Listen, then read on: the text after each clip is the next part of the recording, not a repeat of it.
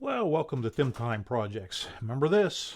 This was the radio, the ICOM V82. It's the VHF version, VHF only, for 2 meter. And it's supposed to put out about 7 watts. And remember when we hooked it up to the bird, it was some low wattage. I don't know, 2 watts or somewhere in that area. So I've been wondering why, and I think today I want to check it out a little bit. Is it a battery? Is it cables? Is it the slug? What was it? So let's take a look at it. So here we have the 10 watt slug for 100 to 250 megahertz, megacycles. That's old slug. The ICOM ICV82. And I'm going into a dummy load right over here. So we'll pick any 147, 480, and I have it on high power. All right, pinhead. I'll turn it the right direction. Now that's the way power flows. I was looking at the backwards power. So let's see. Well, there we go. So this is a 10 watt. So that would be, there's the 100. We just drop a decimal point, come over to here. That is 2 watts. So not quite 2. Let's see. I'll try the power. There's low power. It's a 1/2 watt. There's medium. Okay, medium goes to 3 watts, almost 4 watts. And, oh, I see, hang on, I just clear. So let's see, function high, low, clear. Function high, medium, and function, so it doesn't say anything on high.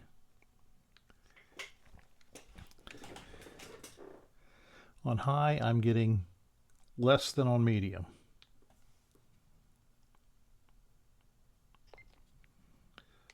There's low, it's 1/2 watt. Medium is a little bit over 3 watts. Function high is not quite 2 watts. Alright, so I swapped this cable out for a shorter cable, well, a newer, better cable. And I have the dummy load connected directly into the meter. And I stuck a microphone on so I could key it and watch the battery voltage. So let's see if we can get the battery voltage up in here too.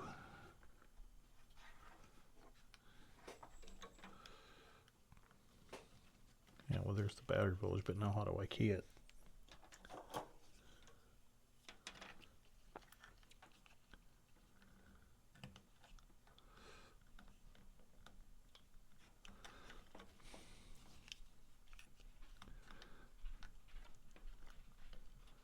Come on.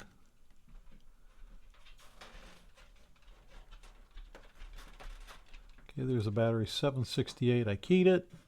Drops down to 4.98. But you can see the meter went up higher. Now I'm showing about a little bit over 4 watts now with the shortened cables.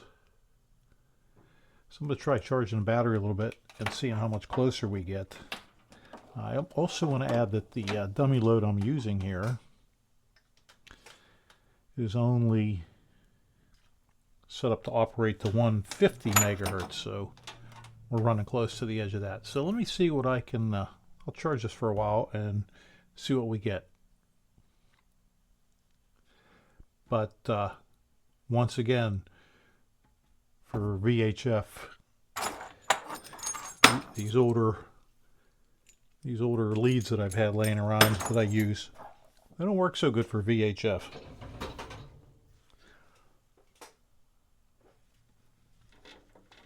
We'll be back. So here's the charger that comes with the ICOM V82. And it's kind of disappointing because the V82 does not have any type of battery charge indicator on it. As you can see, nowhere on there to tell you the battery condition. The only way you know the battery's low is when you key the mic and it dies. So on the charger, it also has no indicator. That green light merely tells you when the battery's in. Doesn't tell you what the condition of the battery is. So, for instance, okay, that battery's in there. I'll just take another battery and put it in. Same thing. The front part here, that's just the battery storage. They give you a little thing so you can pop this out and put the entire little insert you have to pop out here. When you pop that out, well, it's dusty in there. When you pop that out, then the radio will fit in there. But I generally keep two batteries and I charge one at a time. So this light is just merely tells you that you have a battery in it. Doesn't tell you anything about it.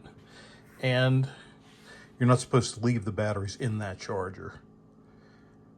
You're supposed to charge them for, I think it was, there was a little scale in there that tells you the battery charge, and it was around 11 to 13 hours, I think, or somewhere in that area. It's in the manual. And then you take the battery out. Okay, everything's still kind of the way I set it up, or left it rather. Battery, same battery. It's been on the charger for about 2 hours. Just see if it makes any difference whatsoever. Turn this thingy on. And we'll watch here. So now we're getting about 6 watts. Check and see what kind of shape our battery's in.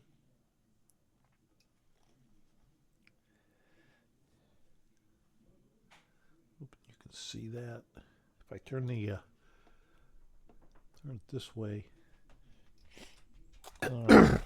I'm not even going to bother testing the voltage because I did, but I forgot to turn the camera on.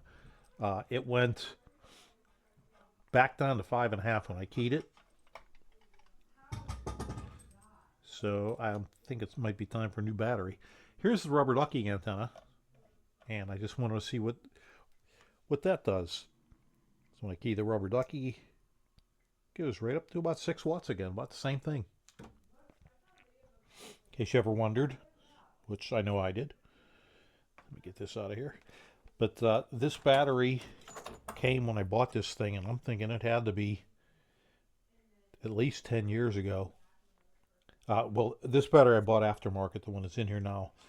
But it was shortly after I bought the radio. The one that came with the radio, it no longer takes a charge. I just found that out. So I think it's time for some new batteries for this, and the performance will probably even be a little bit better in that case.